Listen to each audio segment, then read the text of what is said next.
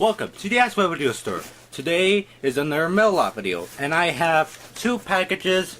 This one is from Hot Topic, and this one from eBay. The Hot Topic one came in a week ago, but I waited for the eBay one because I would like to show you guys what I have.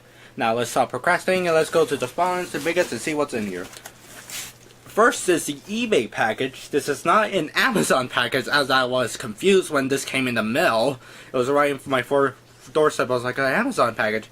But then I look at the label here, which I'm not going to show because it shows my address. And when I try to rip it, it was an actual Amazon package. This got reused. It was basically, he was shipped something and all that, and he just reused it, slap another label. Okay, so I'm thinking of opening it from the back, or should I just open it from here? I'm just going to open it from here and all that, and not show you guys me opening it. But then again, I wouldn't do the grand reveal, well, if I could, because the thing is, you're going to see the label when I open it. Okay. Oh, I should be careful how deep I put this in, because this I've been wanting to get, but I actually forgot what it was called. I'm not going to give like specific details. But then when I was doing some research, I was realized, oh, so that's what it's called. I searched it up and actually found a pretty good price for it. In any case, also I want to add to the fact that this was bought from by my dad. So thanks, Dad. You were very generous. In any case, all right, now we could do. I'm sure we should do this. Remember, kids, when you're playing with knives, don't have it pointing at you. Have it pointing somewhere else so you can poke somebody with it. Well, I shouldn't say that. What if they take it as an influence? Like you know, like ACEVEDO video store. It's a bad influence. They tell you to poke somebody else with a knife. That's what parents do. They take one example from everything that you watch, and they go, okay, you can't watch it. It's a bad influence. Like, for example, there was like this Minecraft roleplay thing I watched, and my mom was like, oh, it involves murder? A bad example for you, Brian. And I ended up watching it by the end of 2019. I was like, man, I'm just going to watch it without her telling. I'm going to open it like this. Oh, good, there was some bubble wrap. Oh! So this is like literally the back side of whatever this is. Oh my gosh, there it is. Oh. Okay, I'm going to do a grand reveal and show you guys what it is. Dun, dun, dun, dun, dun, dun, dun, dun. Jesus Christ, this box.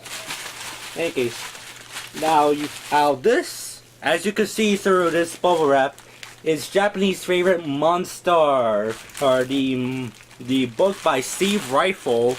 This is his first book he wrote, basically about the history of Godzilla. I think it was published around the late 90s, or somewhere around, like somewhere in the late 90s, because he worked on the book for a few years until it was eventually published. Oh my gosh, I can't believe I'm actually holding this in my hands. Yeah, Japanese favorite monster, the unauthorized biography of the Big G. And by Steve Rifle. This book was not prepared, approved, licensed, or endorsed by any entity or creating, producing any Godzilla movie, including Toho, CLT, or TriStar Pictures. I like how it mentions Godzilla, because there's a great interview on TohoKingdom.com where they talk about, where Steve Rifle was interviewed about this book, and he talks about how it was actually good they put this here, because they actually had the word Godzilla on the cover. In any case, here's the spine of it, as you see. The reason I got this was actually for research material when I bring back my kaiju theater for next year's school club. Oh, look at that.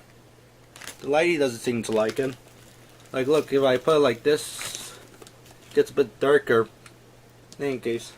So yeah, you can see there's an image of the, I think it's the 90s or 80s, or the 90s Heisei Godzilla being worked at.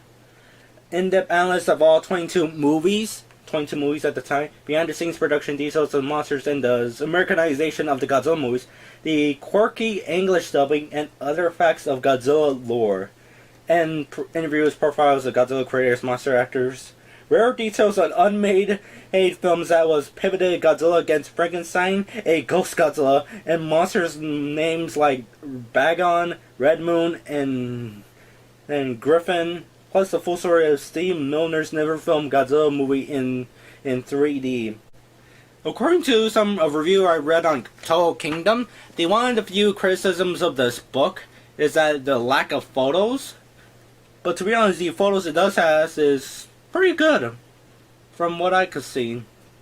Steve Rightful visiting the bronze statue of Godzilla, Tokyo, January 1996. Look at that. That's a nice photo. I'm trying to, yeah, look at that photo. Thank you. So yeah, I got this for research material and all that, as I said before. And this will be an interesting book to read because partly will have some facts I had yet to learn about. Like, it has several interviews.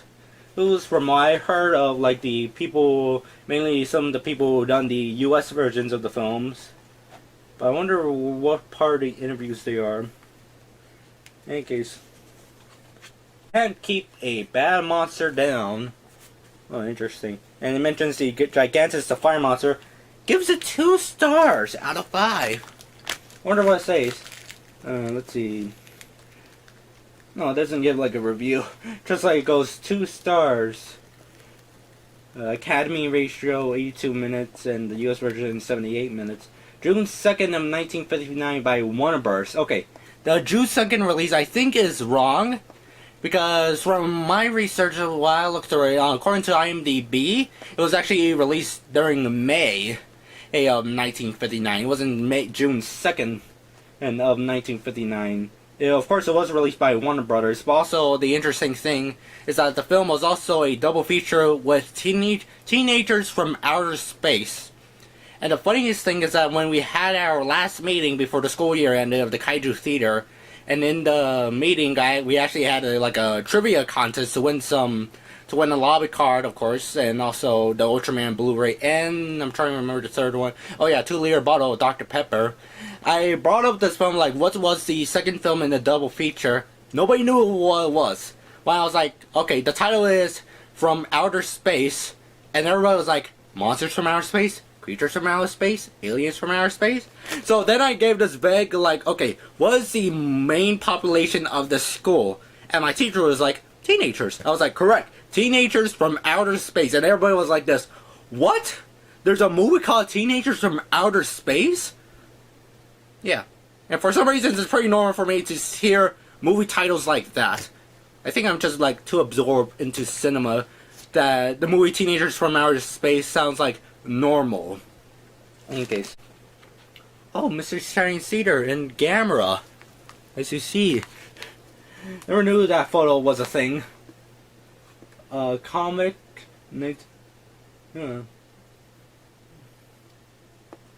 Pretty interesting, right, bum? This will be an interesting thing to add to my library of books. And another book to research on when do Godzilla and all that. From the trivia and also the introductions with the films. In any case, so yeah, this is a pretty cool book. That's a great package from eBay, but now let's get to the Hot Topic package and what's in here. So yeah, I've been anticipating to open this up because it has 2 things I really wanted to get, and I think I got them for like they had like the flash sales and all that for Hot Topic. It's a strange thing. I always think like why Hot Topic and Box Lunch had the flash sales on the same day, and all that. And I come up with a conspiracy, which has no evidence except for the fact that our mall, Hot Topic, and Box Lunch is literally right across from each other. You just take one walk and there you go. In any case, that my theory, my conspiracy is that Hot Topic and Box Lunch is from the same company. But just in case one of them goes out of business, they still have like one of the other stores. Like if the Box Lunch store closed down, they have the Hot Topic store. You get what I'm saying? But it has no evidence at all. Oh, I think I forgot where I heard this from, but according from a video I saw, they consider Box Lunch a cleaner version of Hot Topic, which is pretty funny. And there we go. Alright. What's in here? We did a pre-clean. Oh my gosh, it is. There it is. Ow, ow, ow. Let's just... Do they really pack it with each other? Alright, okay, so let me see what they have here. Return slip.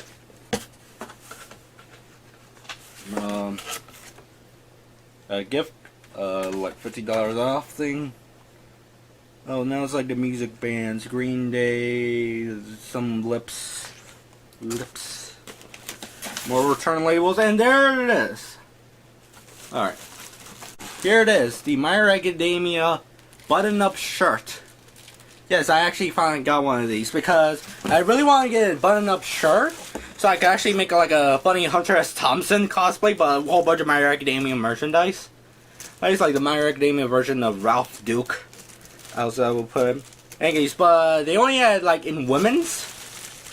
And yeah, like in women's sizes and all that, like oh women's shirt. I was like, nah, it's fine, I could get it. Nobody won't notice. Oh, I like the material of him. Yeah, here it is. So I got a 2XL, and oh, it looks like it could fit. Seems a bit tight, and all that. Actually, I will try it on a little bit later. So yeah, I got a 2XL women and all that. Anyways, because I asked my son, Mom, you think it's fine? She goes, yeah, just get like a bigger size. Anyways, because I'm extra large, so I got like a 2XL. Alright, we're gonna try to put this on and all that. And let's see if it could fit. Made in China. Well, American merchandise made in China. And one more button. There we go. As you see, here's the design of it. It's like the chibi versions of Bakugo, Deku, and Todoroki. Kind of like the designs and loose smiles. Alright, go wear this. And see if I could. Ah! Man, it fits. Fits well. See my Deku shirt, wearing this. Now I look like a true My Hero Academia fan. And I go to conventions, I just wear this down the street, walking around like everybody's looking at me like a weirdo. Nah. No, and then conventions, nobody's gonna look at you as a weirdo. Anyways. Man, this actually does, you know, this actually fit.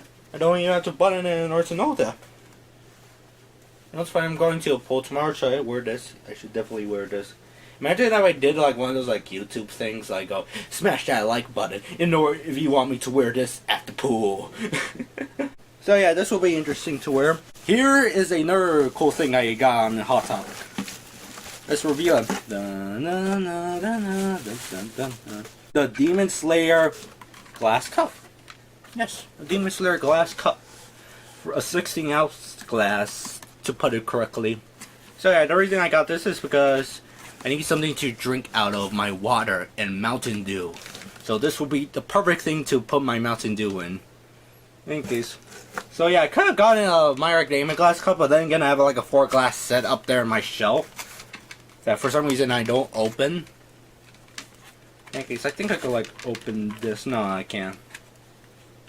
Anyways. Let me just like open it and all that, because this I'm not intending to keep in the box. This I'm actually planning to like drink out of and all of that. So far there's no damage in the glass, so thankfully for this bubble wrap. What's this box doing here? In case. So yeah, this is a pretty cool thing to have here. You see there's Tanjiro, Nezuko, Zenitsu, and Inosuke. So yeah. Seeing the film twice in theaters was pretty cool as well. I'm excited for season 2. I'm excited for the video game to come out in the United States, but then again, I don't have a PS4 or a PlayStation 5, and PlayStation 5s for some reason are always out of stock. Even though the consoles are supposed to be made in the millions and not a few thousands. And it's like a whole bunch of people just keep piling them up and all that. A whole bunch of scalpers. In any case, maybe it might come out on the PS3. So I could just buy the exclusive One Piece PS3 console and go, now I'm playing Demon Slayer on my PS3 console. But no, Demon Slayer won't downscale itself for a PS3, and people will still like love it. In any case, actually, you know what's funny? James Rolfe still has a PS3, but instead of using it for video games, he actually uses it for, like, I'm trying to remember what he uses it for. Or yeah, playing movies on Blu-ray. In any case, so yeah. So far, I'm not going to open it for now. $12.90. So yeah, this is a pretty cool lot. I got for this Melop video. I got a new My Academia shirt. Look at I kind of like the material, a bit soft, and I got a book I could read, so I could read books and watch and wear my Academia shirt and drink out of a glass of Mountain Dew. Actually, that's a pretty good combination. Wear this shirt, drink this, then read this. So yeah, this is a pretty cool lot. And I'm really excited to actually read this and get more further research materials. So that's all the video. Have a nice day. Later on, come back to our video store.